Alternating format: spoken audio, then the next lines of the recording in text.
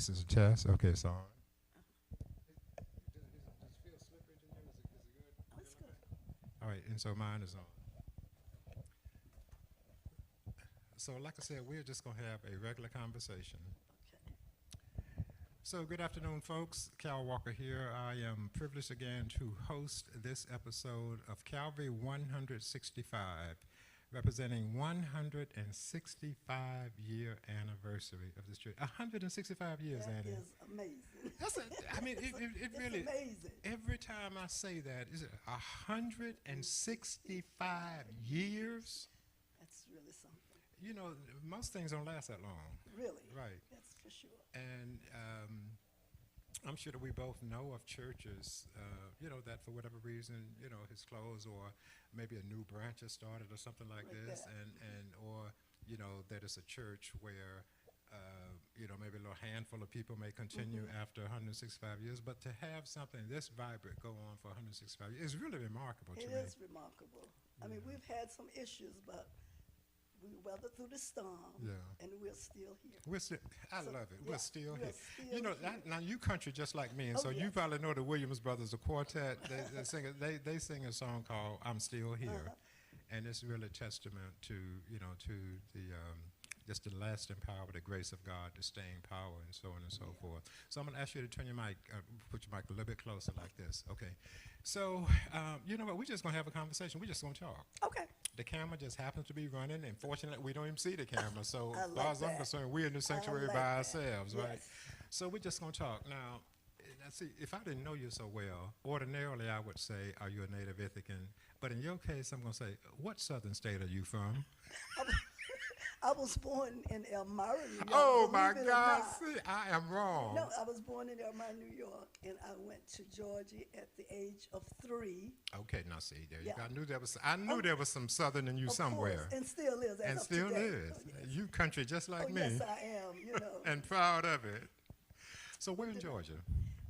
Well, actually, it was Montrose, Georgia. It was Montrose. Yes, Okay. I was there. And what happened, I understand, my mother took me down when I was 3 years old to visit her mother, which is my grandmother. Okay. And she said, I don't want my grandchild up there in that cold weather. Okay. And that's what happened. So she talked my mother into leaving me. Oh, my goodness. And that's how I became a Georgia peach. I love it. Georgia peach. If folk haven't had a Georgia peach, they haven't had peaches. That's it. Lord have mercy. Yeah. So let's talk a little bit more about this. So how long were you in Georgia? I was in Georgia until I was 18.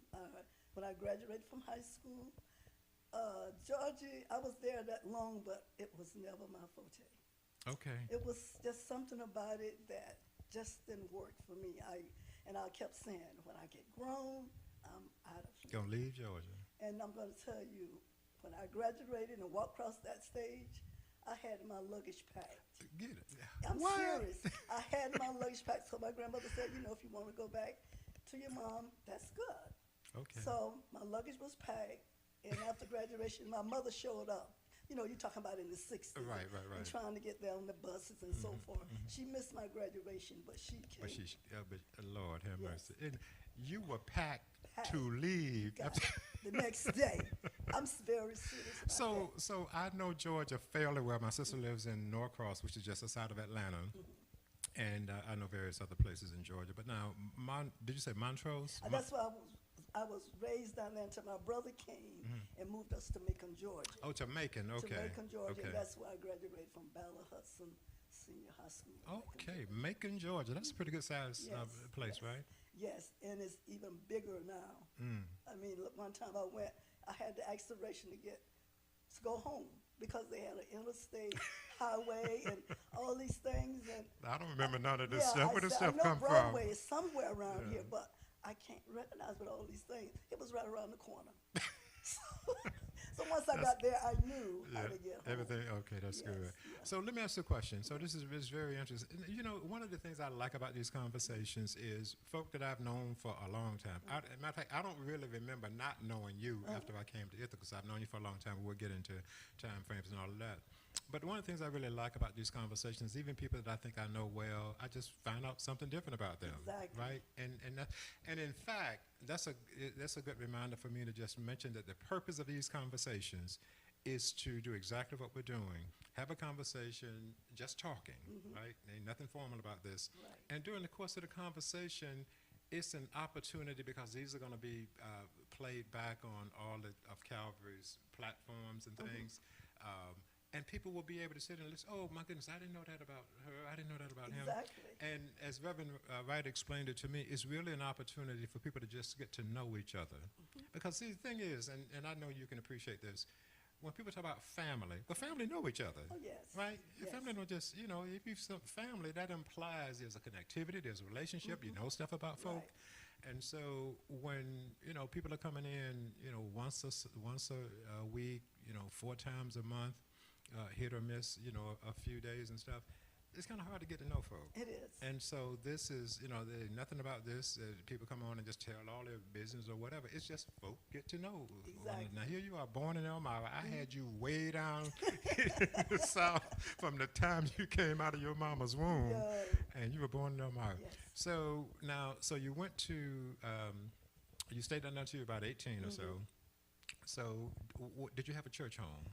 We went to the Church of God in Christ in Montrose, Georgia, which was like 50 miles. That was the main home church. Okay. And that's where we went most of the time. And that was a church in Macon we went, but it wasn't like Montrose Church. Right, So right. we traveled there, you know. Okay. Yeah. So that's interesting. So in your early years, your growing up years and teenage years and such, your church was Church of God in Christ. Yeah. And so that's interesting. So, and then you came to Ithaca? No, I came back to Elmira for Went a back to year. Elmira, okay. And for a want to then you came to Ithaca? Then I came to Ithaca. Okay, so now, so here's the connection I want to make. I want to talk a little bit about your early church experiences and were you involved in church and in ministries or anything else? And then I want to say, okay, then you came to Ithaca and you joined the Baptist church. Right. Right. So you, well, first of all, what brought you to Ithaca, if you don't mind my asking? My brother, when I came back to Elmira after I left Georgia, I was working at a store called the Sheehan's Department Store in Elmira. Okay. And they went out of business. And so my brother was working here and living in Ithaca and working at Ithaca College. So I told him I was looking for a job, and he said, why don't you come to Ithaca? They got 2 colleges there, and you should be able to find something. So I did. I came to Ithaca. I think it was on a Sunday, the Ithaca, and I think Tuesday I had a job at Cornell University. Lord, now see, that's another thing I didn't know about you. I didn't know you worked at I Cornell. worked at Cornell, and I worked there for like 2 years. And then I left and I went to Morris Chain. Morris Chain, okay, yep. And I worked there, I think it was 2 years, and I got laid off. And I went back to Cornell and stayed at Cornell for 9. I went there and stayed there till 9 years. Wow. And I left Cornell, I went to Lansing Residential School for Girls. Which is where you retired from. Which is where I Okay, now we got to fill in some of these years yeah. here, okay. So I'm just curious, what did you do at Cornell? What department? I worked at Noise Lodge on Thurston Avenue. Okay. And then I worked at the campus bookstore right across the street. Right across the street, yeah. Well, the campus bookstore is and right. that's where I left that in 1980 Okay. when I left, because it was a promotion going on. And I applied for it, and I didn't get it. So I was really upset. But I understand why I didn't get it, because the person, I was working in the jury department, and I left the book department, went to jury, and they needed somebody with buying experience and all of that. Of course, before that, I was doing the buying, and I was doing the showcases, but they needed somebody with experience, that real paper experience. I see. So I really got a little upset about that, and I was down at the Else working in the kitchen, and an employee that I knew named Ruth Corbett. I'm sure you know Oh, Mrs. my Corbett. God. Yes, Ruth Corbett. And she was asking me how I was doing. I said, well, I'm a little upset. Not happy with my job, and I fill in on the story. And she says, why don't you come to Lansing? They were hiring at Lansing. And she said, you see the kids, because during that time, kids could leave campus and come stay visit with a family off campus. Okay. And I knew a family that was doing that. So she called me. She said, you don't have to go out there. I said, call and tell them to send you an application. So I got an application in the mail. I filled it out. I sent it back. I got a call that they wanted to interview me, and I'm going like, really? Really? So I went to Lansing, and the guy came out and introduced himself, and he said, I understand you're a friend of Ruth Corbett. I said, yes, we're a very good friend. And he said, do you think you'd like to work here? I said, I really don't know. He said, okay, I'm going to get one of the students and the staff and let them take you on a tour and come back. And that's what happened. They took me around, and I'm looking, came back. He said, what do you think? I said, something different than I've done before. I said, but I think I might could handle that. And honest to God, I'm not lying, Carol. He said, you got the job. Lord have mercy. Look at God Just like work. that. He said, you got the job. I love it. And so I said, really? He said, yes. So he said, now when can you start? I said, well, it's going to be a couple of weeks because I would like to give where I'm working a 2 weeks notice. I just think it's common Absolutely, courtesy. sure. And he said, okay. And then about 3 days later, I got a call and said, we really, really need you. Can you come to work? I said, I told you I have to give my other job 2 weeks notice. And so he said, what do you work? I said, 8 to 4. He said, well, do you think you can work a few hours after that? And I said, sure. So he said, when you get off work there, why don't you come to Lansing? My goodness. So you had 2 jobs. Yeah, You had to finish out at, this was leaving Cornell, right? Yeah, because I was putting my 2 weeks in. Right, of course. And that's what I did. My 2 weeks was over, and then I went there, and I was still just working like 4 hours. Then they told me they had an opening for a full-time job. My goodness. And I got it. And from that day forward, I was there until 2005, and this was 1980. Wow. So let me do my math real quick while everybody looking at me on this camera. Do you know how to do math? You said 1980? All right, so, and then you stayed there to 2005? Yeah, 2005. That's 25 years. Wow, that is amazing. So you have worked at Cornell a couple different times for about a total of 9 years. 9 years, okay, and then you did 25 at Lansing. And Ruth Corbett, bless her heart. Yes, I do know Ruth Corbett. Yep, but she was the one. She was an institution out there, from what I understand. Yep. That is really amazing. Well, see, I'm loving these conversations because I'm finding out things just in general conversation that typically don't come up when we chat, a few minutes after church or something like that. So, now you were going to church. This was your family church when you were down in Georgia. Yes. At this Church of God in Christ. Were you involved in anything? Just going to church because I would live with my grandmother, and that was not an option. You went to church. Oh, absolutely. Whatever night it was, whatever day it was, you was in church. You were in church. It was not open for discussion.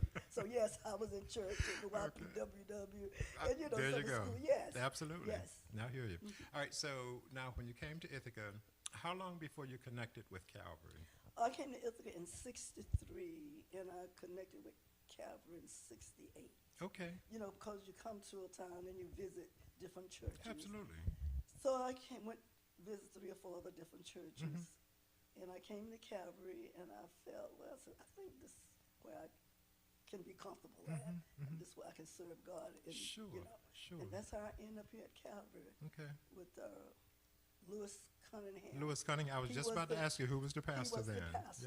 Yep. Lewis Cunningham. Yep. Awesome. Yep. Wow. So you're just filling in a lot of things here. So this is good. So, and you came here in 1968? Oh, I think it was 68, yes. Wow. And I worked, after I was here for a while, Mrs. Sally Crosby, I know you know her. Remember, oh my God, I love Sally Crosby. She kind of took me under her wing, when I come to church, she made sure she got with me and talked with me, and then she asked me to join the usher board. So Miss Crosby, because I was about to ask if it was Mrs. Boone, so it was Mrs. Miss Crosby. Sally Crosby. I remember her so well. She got me to join the usher board, and I am, as of today, still an usher board. Of course you are. Of course. Now, so when was that? You came here in '68. It was in the '70s. From the '70s to here you are still an usher in 2022. Yep. Bless your heart. And I love it. I know you do. I love being a doorkeeper. I was going nobody talks about being a doorkeeper in the house of the Lord like Annie Carter. Oh, I love it. I know you do. I really love know it. you found your place. You found your That is. I really did. Yeah, so the first interview was with Sister Pam Jenkins Smiley, and of course she's been a long-time usher as well. And I can just really say about the two of y'all are just incredibly faithful, Oh, you know. yes. And so my own personal involvement here at Calvary, the first ministry I got involved in was as an usher. Really? It was, and I think it might have been Mrs. Boone who recruited me, but yeah. So and that's very common for a lot of folk, you know, to get the start of active church involvement with the ministry on the usher board. So so you came to Ithaca around 1963, you said, and then you joined Calvary about 5 years later, 1968. So the contrast in worship style or atmosphere or church norms, Church of God in Christ, Baptist Church, was that transition for you? My grandmother always taught us, you know, even though I was brought up in a Pentecostal church, she always told us to go where you're comfortable. And if you don't believe in, don't say you believe in something that you don't. Long as you're in church, she did not care what church you joined, but back then, both of us was down there. Yeah. And so that's what it was. But when I came back, even in Elmira, I went to the Church of God in Christ over there where Reverend McGee, you probably know Reverend him. Cephas McGee, I Cephas think. McGee. Absolutely. Yeah, I went there because that's where my mother belonged. That's where she was when she passed. She belonged to that church. I see. But I came here, like I said, and I checked, but Calvary, something about Calvary, Yeah. just made me have, that was the itch I was looking for. That's awesome. And, you know, people's made me really feel welcome. Good. You know, I didn't feel like an outsider, you know. It was always greeting you, asking you how you doing, etc. And so I like that. That's good. That's well, you know. Now, see, that's interesting that you say that because we were just marveling in the opening comments that we shared with each other that 165 years. I mean, when that just sinks in, maybe that's part of the culture of this church. You know, a welcoming place because people do have choices. People can go other places, but the fact that you just felt so welcome here, so embraced, and you know, people asking how you're doing and so on and so forth. That's really important. Yeah. It is really, really important, and I hope that has been and continues to be the experience of a lot of people, you know, coming here. We certainly felt that way when we came here in 1980. So there are two things I associate you with primarily. Usher number one, and I had no idea that it had been that long from the 70s. And you talk about like 50 years. You know, the 70s to 2022. Yep. I mean, that's a really long time. Yep. And also I was ushering, but also worked on trustee for 1 year. Okay. I worked on trustee board 1 year. And I was also on the greeters committee. Okay. Yeah. I think I remember that. Yeah. I remember that. And You got to talk about home. Greeting committee and the ushers, they are really, really important parts of the church. Absolutely. Because it's amazing. I've had individuals come to me after church and said to me at the greeting, said, you know what, I really needed that hug that you gave me this morning. So it really made my day. So like Reverend Wright said, you never know what's going on with the person next to you. That's right. And it was just a hug that changed their outlook on it. Have you know? mercy. So again, a doorkeeper. In the house of the Lord. You are just so perfectly fitted within the body of Christ to your natural inclination and gifts and interests and personality and everything else, and that's amazing.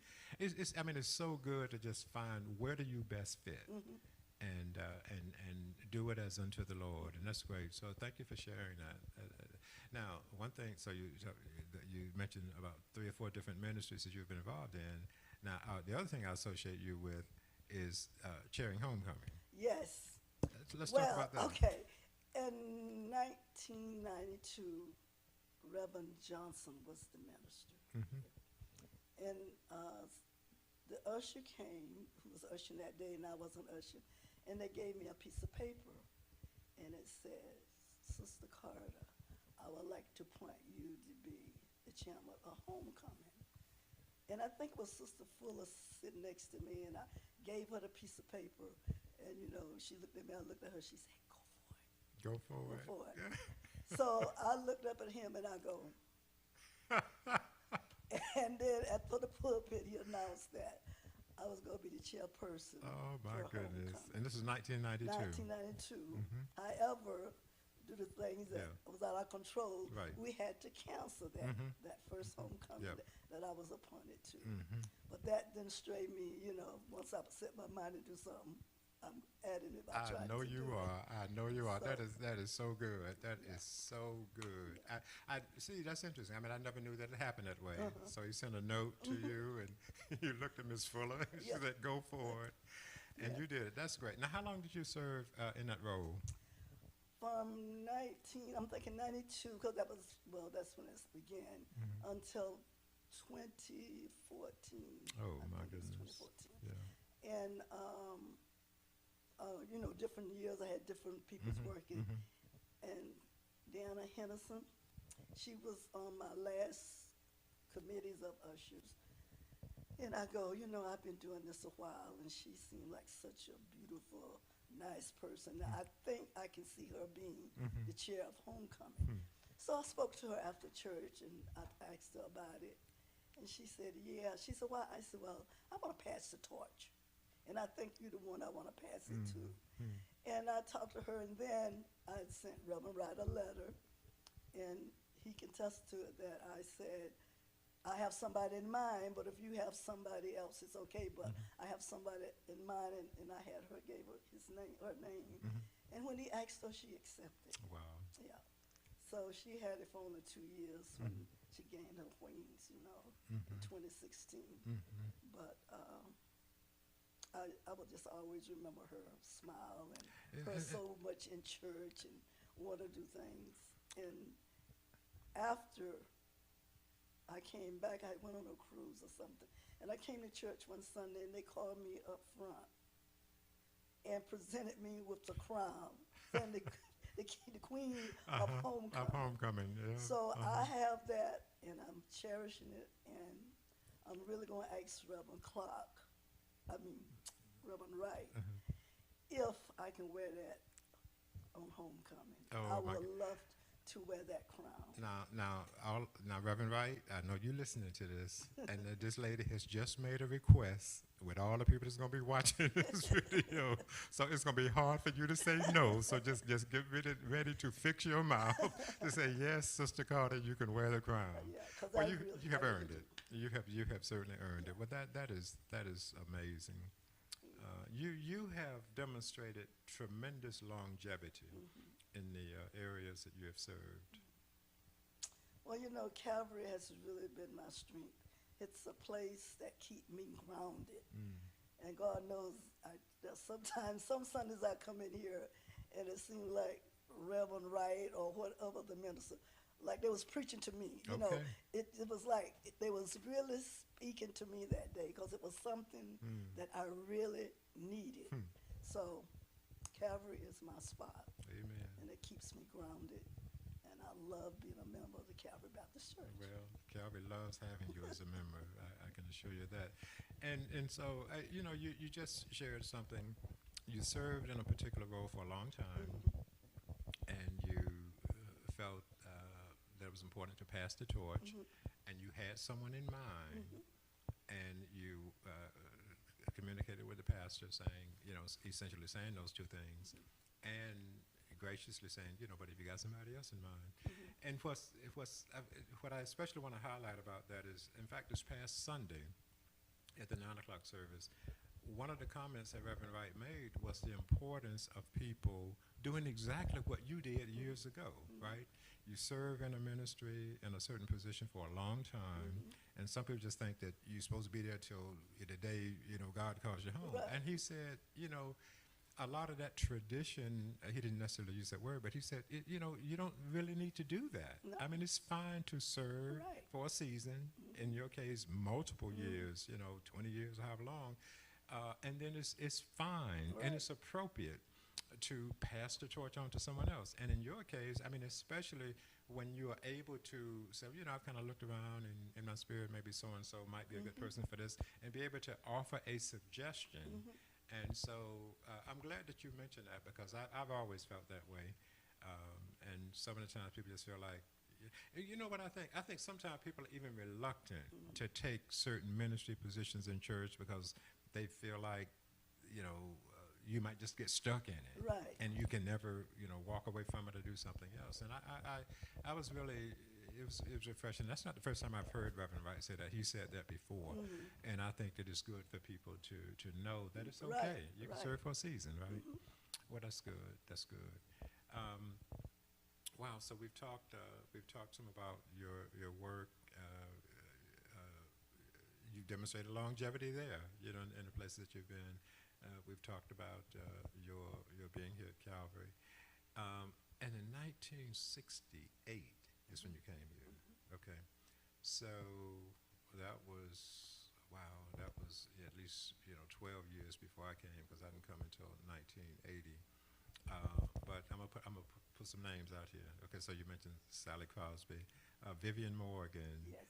Annie Boone, Deacon Blanton, and Deacon Hardaway, and Yes. Deacon Lloyd, and Mrs. All of Lloyd, and those. all of the All of those people. And I know for and what, Mother Cunningham, oh yes, Ella Cunningham, Mrs. right? Lloyd, she made some vests for us for ushers. Actually, she made a uniform for us for the ushers.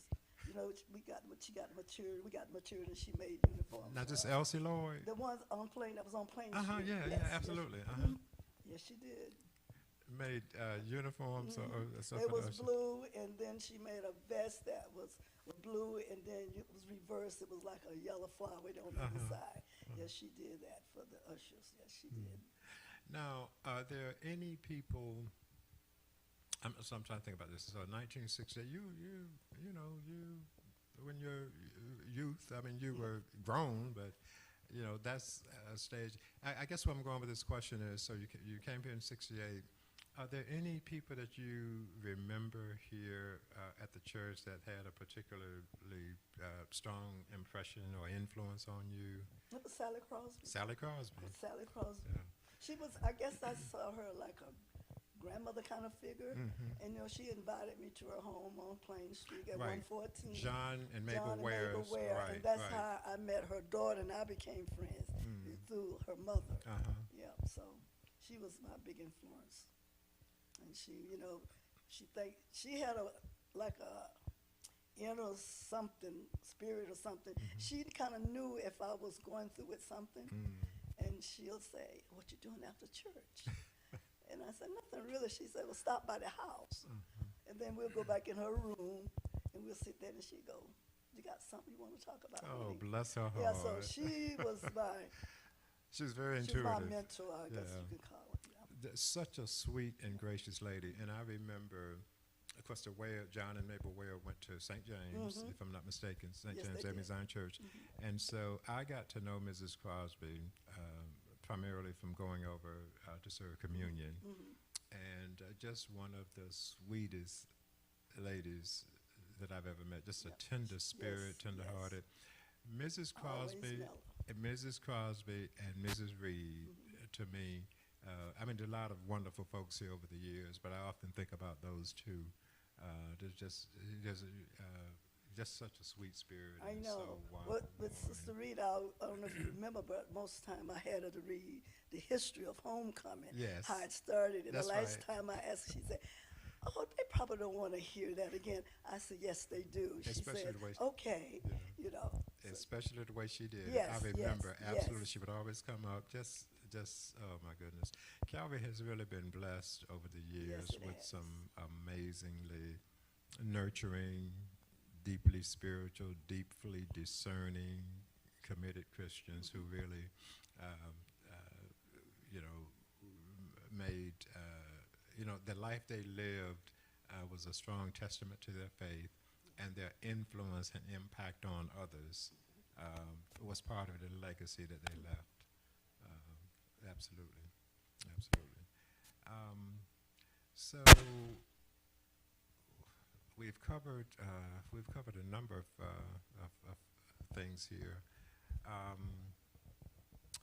And so you're still actively on the usher board. yes, I All right.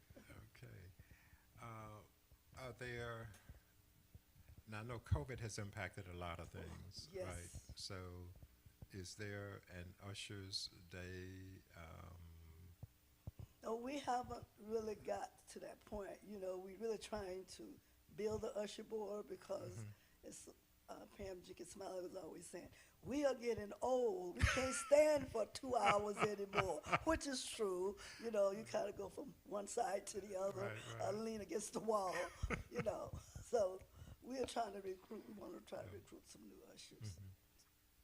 Well, it's always been a good starting point, as I said, for ministry in the church. And Reverend Wright started as an usher, Yep. right? And so many of us. So was his mother. His mother was an usher, and her sister Jean. They was ushers during the time when I was here. Is that yes, right? They were. Yes, Oh, they were my ushers. goodness. Yep. And of course, his dad is an usher as well. And Yeah. wears that very well. That along with being a deacon, of course. Yeah, and our usher board was very strong too, very strong, you know.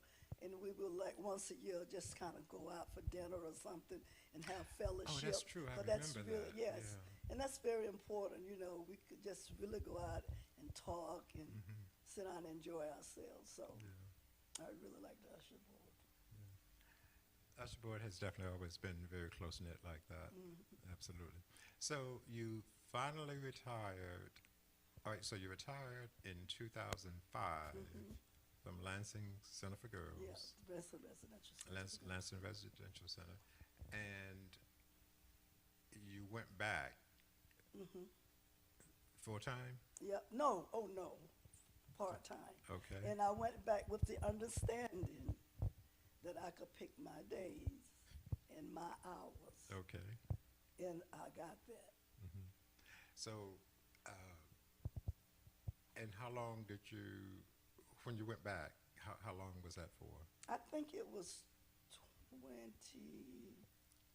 maybe 2017, I'm not sure, Okay. when I finally said, this is it. And now you are fully retired. Fully retired. Oh, what are some of, now you're involved in the community too, certainly, with an I'm about to say fraternal, but it's not a It is fraternal the organization. organization, the Order of the Eastern Star. Order of Eastern Stars. I'm involved with that, and I joined that in 1973. And I've been the worthy matron probably for about off and on for 10 years with that. And I also belong to the ELS of the Improved Vanilla and Protected Order ELS of the World. And I think I joined that in 1972.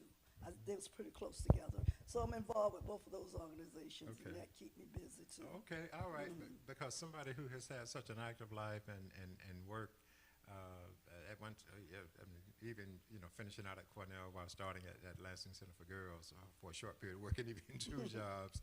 You're certainly a busybody, and your activity in the church and your longevity with the ministries that you've been involved in would suggest that even in retirement, that you're probably not sitting around twiddling your thumbs. No. And I belong to the GX Senior Citizen Program. All right. Oh, yes. And that is a good program also for senior citizens. I will encourage anybody that don't want to sit home and look out the window to join this GX Senior Citizen Program because it's really, really good. It's a really good program. It keeps you busy. Of course, COVID put a damper on everything, including program, but now they begin to get out a little bit more. Well, that is fantastic. Yes. Well, I actually had the honor of doing a presentation for some of the folks at the GIAC Seniors Program on the Tuskegee Syphilis study a few years ago. And you're right, that is a very, very active program. Very active. Here in this community. What are some of your hobbies and passions and things like that? What I really like to do is the bowl. I like bowling. That's one thing I like. And of course, I have a little problem with my shoulder. I can't bowl like I used to try to bowl, but that's what I like, bowling and traveling, short trips, long trips when I can afford it. You have any favorite travel destinations? Well, I'll have on my bucket list. I want to go to Hawaii. I haven't been there. But I really hope before I leave this earth that I can get there. All right. Yeah, well, that's where I really want to go. And put on that grass skirt. Well, you know what? You are a very determined lady. You've obviously demonstrated that in a number of different ways over the years, both in your church life and also in your work life. And if you that determined to go to Hawaii, I'm sure Yeah, that there's somewhere really, on that's the where I island really of wanna Hawaii, go. there's a grass skirt waiting for you. So I hope that you'll be able to do that. You know, I have thoroughly enjoyed this conversation. And so let me ask you this. Is there anything else that you want to share about yourself that we haven't touched on? Well, I guess when I was working at Lansing, maybe I can. That was a place that really touched my heart too, working with kids that had issues. And I think that's why I stayed there so long, because I saw such a need. Because some of those kids, they really just needed somebody to listen to them, you know, and they didn't have that. And to do that, and like I said, it made a difference, you know. And there's a couple of kids that we had is in this community as I speak, and one is doing quite well, you know. And the young lady I have, I don't know if you're aware of this, I got her from Lansing. Did you know that? I did not know that. I did not know that. Yeah, it was one of my students, and she was a good kid. And so one day she says to me, she said, you know what? She said, I beat it around the bush. I've hit it. She said, you just don't get it, do you? I go, why? She said, I do not want to go back home. I want to come live with you. Oh. And I'm looking at this young lady like, really? And so when I found out she was really serious, I mean, she said, I know if I go back home, I'm going to get in trouble. She said, but I want to come live with you. Wow. So I went to the director of the facility, and I mentioned to her, and then I went to this psychiatrist, and I mentioned to them, and I said, what do you think? And that time they was doing foster care with kids that were people that worked there. So they said, I think that would be good. So I talked to some other people out in the community about it. And they said, Ann, I think it would be good for the kid. So the ball started rolling, you know. I said, okay, I'll try it. I talked to her about it. And I said, well, you know, it's not going to be easy with me. I said, because just the way I'm here, I'm going to be that way out there. She said, but I want to come live with you. And then they did assessment of my house, and I was approved, and I got her in 1985. Wow. And she is 50 years old this past March. She's still in my life. I'm still her mother. So that was one of the treasures of the job for me. You know what? I am so glad I asked if there was anything else. I didn't even know that. And so, oh my goodness, you talk about a strong testimony to the impact that you can have. Now here you are working there, and here's this girl, Lansing Center for Girls. Well, would you just say a thing or two about the Lansing? I keep saying Lansing Residential Center. Would you just, for the folk who are listening who may not be familiar with that, would you just say a little bit about what it is? Oh, Lansing is a place. It was a place for young ladies between 13 and 18 that had problems with the law and been locked up. When they were shipped there to them to try to teach them skills and how to be a better person, how to live back out in the community.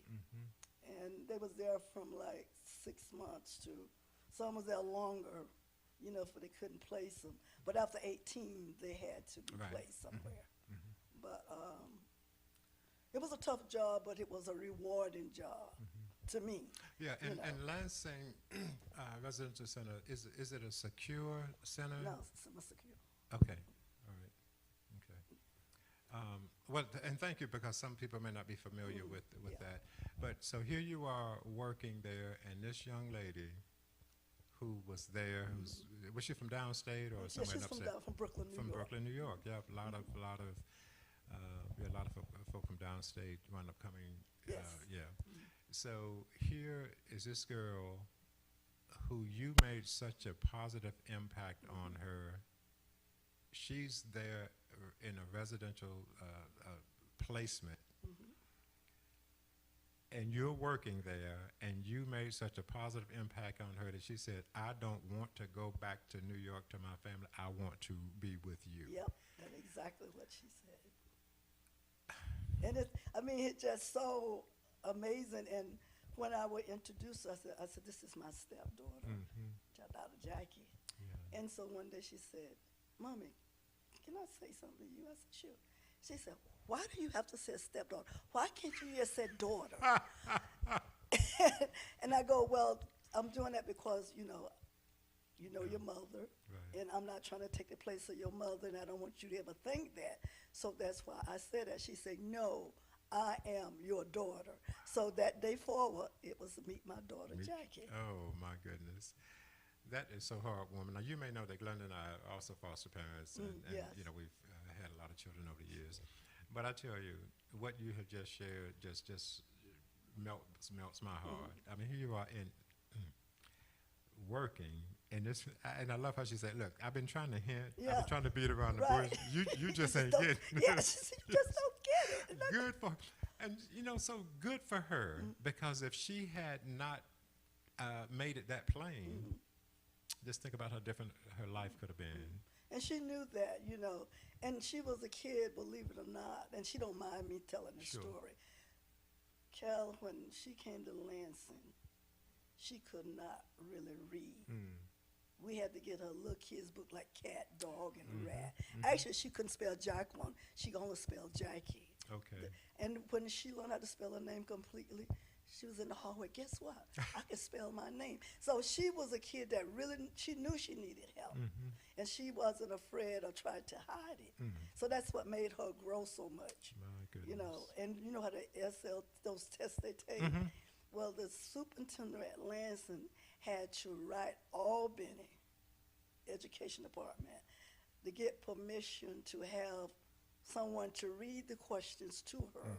She could answer them, but if she could get somebody to read them, and she passed her English, she passed her science. I mean, it just was incredible. If I didn't witness myself, I wouldn't even know if it was true, but I had the privilege of witnessing and seeing what happened.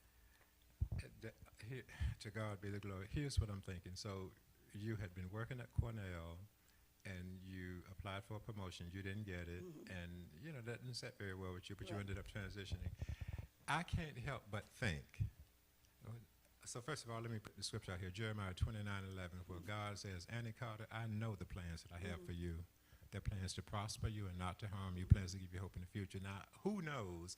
But if you had gotten that promotion at Cornell, perhaps you'd have stayed there for, 20, 30 years or whatever. Correct. Maybe you wouldn't have gone to Lansing. Maybe Jacqueline wouldn't have a mama. Right. It's amazing, isn't it? So they say everything happened for a reason. It happens for a reason. Right. It happens for a reason. Thank God you didn't get that promotion. Because God only, a lot of folks, retire from Cornell 20, 30, 40 years or whatever. Yeah. And Jackie wouldn't have had a mama. Yep. Now, she's been to church when she come here. You probably don't remember. She came in, she stood up and said who she was. Wow. That, oh my God. Now, maybe some folk know that. I didn't know that, and I'm sure a lot of people who will be viewing this didn't know that. That story just touches me in a really personal way because, I know the importance of taking children in. Right. In our case, it was temporary. In your case, it's permanent. And of course, we did have one young man who came to us in foster care who came at age 10 and didn't leave our house till he was age 23. So, but anyway, thank you for sharing that. That is so touching. Yeah. Yep, she will be coming up next month to see me. Bless her heart. Yes. Well, young lady, I have thoroughly enjoyed this conversation. I hope you have as well. Yeah. And so, folks, this concludes this particular episode of Calvary 165. Thanks for tuning in.